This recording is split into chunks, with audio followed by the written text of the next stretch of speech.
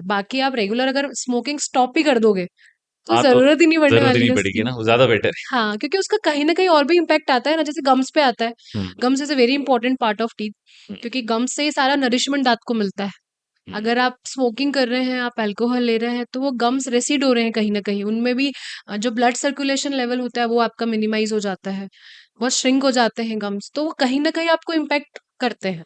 अब बहुत एक मिथ है, एक मैं बताना चाहूंगी कि जो टबैको च्यूअर्स होते हैं उनको बोला जाता है कि यार आप जो तंबाकू खाते हैं उनको दांतों में सड़न नहीं होती है। इट्स ट्रू, उनको सड़न नहीं होती है। रियली? यस, इट्स ट्रू, मैंने बहुत पेशेंट्स देखे हैं। बट सेकंड, उसका जो इम्पैक्ट आता है वो गम्स पे बहुत जल्दी आता है। मतलब they will have pyorrhoea, you heard the term, शायद सुना हो।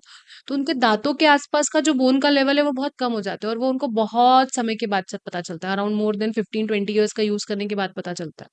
मतलब we are use to find cavities, cavities कहाँ है, but there is no cavities, हाँ, but there is a bone loss and there is a pyorrhoea present in the mouth that will hamper the effect of bone of the teeth. When does it develop into oral cancer?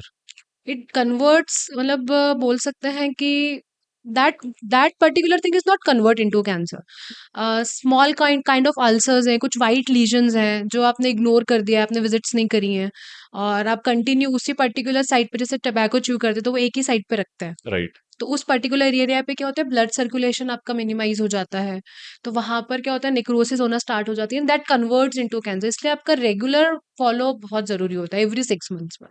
Okay. Hmm. somebody who is consuming tobacco?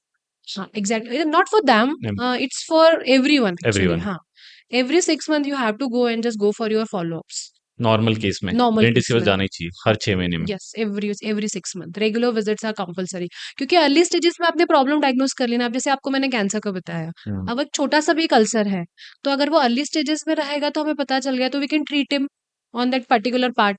अगर वो spread out हो गया तो फिर क्या होगा, एक particular legion से वो बढ़ते बढ़ते बढ़ते बढ़ते स्प्रेड हो जाता है, एंड देन फिर ऑपरेशंस वगैरह होते हैं, हाफ ऑफ द मैंडिबल निकलता है, tongue, teeth, everything will be remove.